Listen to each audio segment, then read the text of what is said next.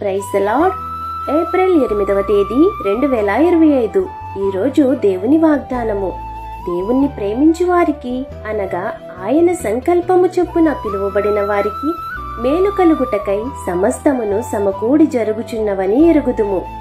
రోమాపత్రిక 8వ అధ్యాయము 28వ వచనము. దేవుడే మీ జీవితాన్ని నడిపిస్తున్నాడు.